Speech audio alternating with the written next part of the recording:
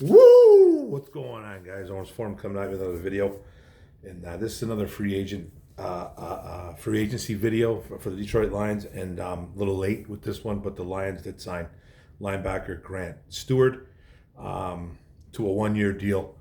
Money-wise, I'm not 100% sure what this guy got paid. I know he hasn't made a lot of money in his career. Drafted by the Buccaneers, played I think a season or maybe half a season or whatever it was, and then released and then picked up by the Indianapolis Colts. But Holmes goes out and he adds another linebacker, pretty much after releasing Jalen Reeves-Maybin, who was more of a special teams type of player, linebacker, depth, and a good replacement on special teams, pretty much. 5'11", 230 pounds is Stewart. I believe he's around 25 years old. His college stats: played for the Houston Cougars in college, 4 years, 190 tackles, 18 tackles for loss, 4 pass deflections, 1 fumble recovery, 1 fumble recovery touchdown, and he had 2 sacks to go along with those college numbers. Drafted in the 7th round, 259th overall. That makes him Mr. Irrelevant. If you don't know what Mr. Irrelevant is, that's the last pick in the draft, and that was 2021 by the Tampa Bay Buccaneers. So he's from Texas, played in Texas as a college kid, and got drafted in Tampa Bay. 4 years in college. NFL stats: Bucks, he was 1 year, Colts 3, so 4 years total. Going on his 5th year with the Detroit Lions. 73 tackles, 2 tackles for losses, 1 quarterback hit, a forced fumble. He did start 5 games. It took him 4 years to kind of crack the starting lineup, but he eventually did start some games for the Indianapolis Colts last year. Even had a 17 tackle game versus the Dolphins last year in 2024. Now he comes to a room.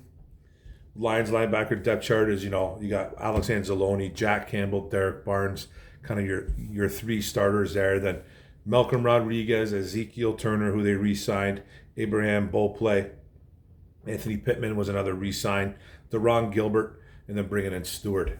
So he's not going to really push Campbell. He's not going to push Anzalone. He's not going to push Barnes. If anybody, he's going to push Rodriguez, and I still don't think he really does. I think Rodriguez is going to be a little bit banged up going into the 2025 season because he did suffer that injury, that knee injury or whatever it was, and he could be rehabbing going into the 2025 season. With mini camps coming up after the draft and OTAs and then preseason and then training camp itself. So this is a guy that's going to definitely push guys like Ezekiel Turner and Abraham Beauplay and Anthony Pittman.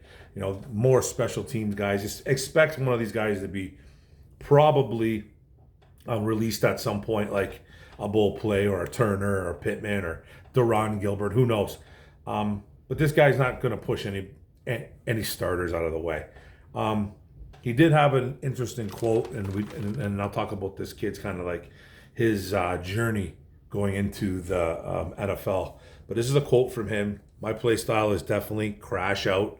If you don't know what crash out means, it's kind of the terminology that the kids use for a guy for people that kind of like lose their minds.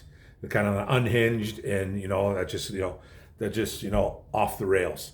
So that's kind of his playing style. He's very aggressive. He's quick. He's going to hit you. He's going to run through you. He's a little bit of a wild child. Play style is definitely relentless effort, doing what I have to do to make the plays to help the team win, whether that's setting up a play for somebody else or making the play myself, whether that's running through the fullback's face, whether that's playing fullback if you need me to. So just open to whatever to help the team win. So you love the kid for that, you know what I mean? He's a Dan Campbell type guy, Brad Holmes type guy, got the grit, got the determination, team guy, and he comes from a really cool story. Sad, but falling into the it gets better category. So he was a kid that came from nothing. He's a kid that came from nothing. If you go look at his story, I remember seeing a video on this kid pre-drafted back in 2000. He's drafted in 2021. I remember this kid was living out of his car. At one point, lying pretty much to people about what was going on in his life. because he was kind of, he was kind of ashamed of what was going on in his life. He pretty much had to grow up since his kid was like 10 years old. Took care of himself almost his entire life. Him and his younger siblings. He has a brother and a sister that are younger. This kid had to learn how to drive when he was 11 years old.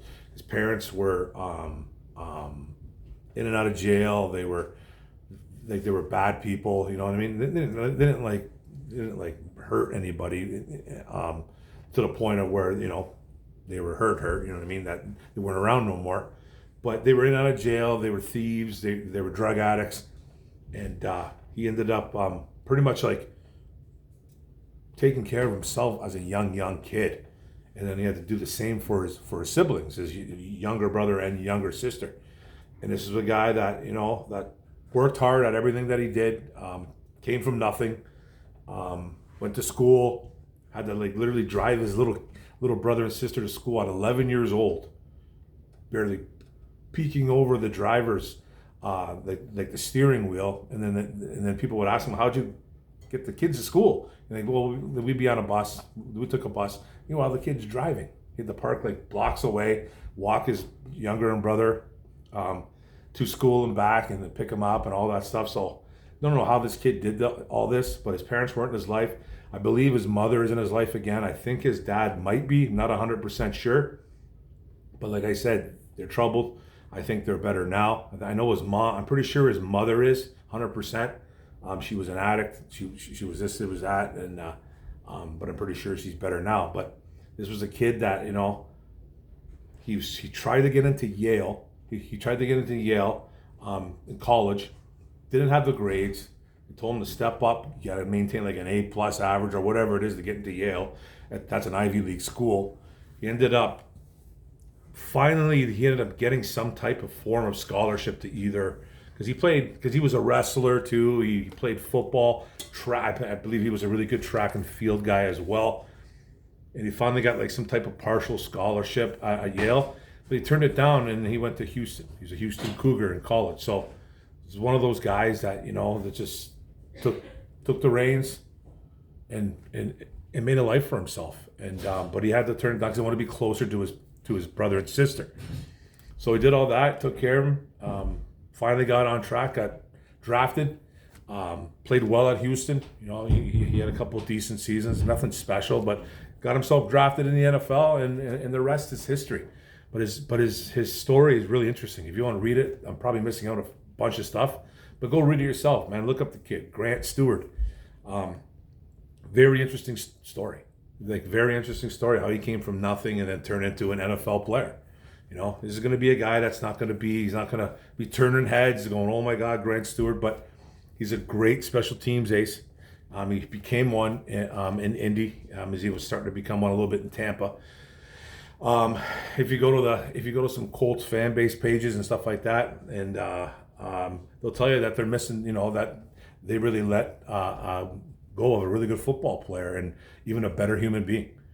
So I know better human beings don't win you football games, and it doesn't matter. Only production matters, and that's true to a sense. I'm not going to argue that, but we got a guy that is just a really good person, and he's a guy that has improved as a football player. Finally in year 4, he got an opportunity, ran with it, started 5 games. Like I said, had that 17 tackle game versus the Dolphins. This is going to be a guy that's going to be linebacker 5, linebacker 4 here, linebacker 6, whatever he's going to be. Free agency isn't done with, the draft isn't done with, hasn't even started. So it's going to be a guy that's behind the 8 ball again. And he had opportunities apparently to go to a couple other places. I think the Bengals might have offered him a deal, maybe got him a quicker way to to kind of climb the depth charts, maybe to become that linebacker 2, 3, maybe even possibly number 1. I don't think he's that though. I'm not going to say that this guy is a possible linebacker 1 or a linebacker 2. I'm not putting him in that category. I'm not even putting him as linebacker 3. Not that he's a bad player. I'm giving you my honest opinion of him. He's a small linebacker. He's 230, so he's got girth to him, but he's not very tall. He's not as tall as you want, but he's a special teams guy. And this fan base is going to probably fall in love with him right away. They're going to fall in love with him because he's going to make plays in special teams. He's great on kick coverage, punt coverage, whatever you need him to do there. And he says he'll play anywhere on the field. He'll play some fullback if he wants to because he brings the heat. But apparently he had some teams that were looking at him. So but he chose to go to Detroit. He chose to go to Detroit, where he could have chosen an easier path, maybe to play more snaps. He said he wanted to go to a team that was going to push him more, to bring out the best in him as a man and as a player. He wanted to grow as a linebacker in the NFL. And he's not going to get a lot of snaps here. He's not going to get a lot of snaps unless something happens. Hopefully not, knock on wood, for injuries. But he decided to take the tougher path. Now, like I said, I don't know what the money is. I don't know. I could have swore it was a few $1 million, but now I can't find it. I look for it. I can't find it. So anybody knows how much he's making, let me know. I couldn't find it. So, and I know the Lions picked up another tight end, Kenny Yeboah, I believe his name is, played for the Jets. But he's another younger guy, I think, 4 or 5 years maybe in the NFL. I'm not going to make a video on him.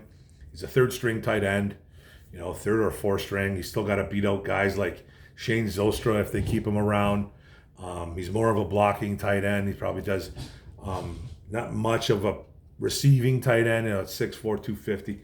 But I'm not going to make a video about a third, fourth string tight end.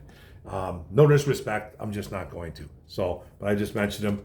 Hopefully he can make the team. We'll see what happens. But he's not beating out Laporta or Brock Wright. So it's not really, But this guy was just kind of interesting. The Grant Stewart signing, I thought it was a little bit interesting. At first, I was like, "What are we doing? Like, remember, we're just picking up these 1 year guys, blah blah blah." But his story kind of caught me, kind of pulled on the heartstrings a little bit, man. And he went from nothing to actually playing in the NFL. Has a beautiful family now, wife. I think he has 1 or 2 kids. For sure, he has 1 baby for sure. But he's just a guy that took care of his whole family, and you just got to respect a guy like that. As a young age, he had to grow up since this kid was like a kid, literally a kid, like a 10-year-old, 11-year-old kid. He had to grow up and take care of his younger siblings, which is crazy. While his parents were doing whatever God's name they were doing, nothing good. You know what I mean? But I think his parents have gotten better. His mom has for sure. I've seen some pictures of him with his dad later on, him as a football player. So hopefully his dad's in his life too. His dad apparently was in his life a lot during his playing days, like in high school and college and stuff like that. But he just wasn't really present in anything else. So he wasn't really present in anything else, and he was in and out of problems too. So as well as his mother. So this is a guy that's come from nothing and turned himself into something, and he's a Dan Campbell, Brad Holmes type guy, and he's going into a locker room that's young. We got starters already, but there's some guys in here that he has a chance to beat out. So he could be linebacker 4, I think at the best, in my opinion. But I think he'll be linebacker 4, linebacker 5, whatever. But hey, he's on Detroit Lions. Hopefully he makes that linebacker room a little bit better. Time will tell. But he's a Detroit Lion, Honolulu Blue and Silver. Welcome to the club, Grant Stewart, and welcome to the club, Kenny Yeboah. I'm not going to really talk about him too much. That's okay. But thanks a lot, guys. Thanks for coming in, tuning into the video, talking about our Lions. Don't forget to hit the subscribe button at the bottom right. Don't forget the notification bell up top. Don't forget to like, comment, share this out. What do you think? Grant Stewart, 1 year deal. Let's see what happens. Special teams ace. Grit, Detroit versus everybody. Let's go. Detroit. Boom.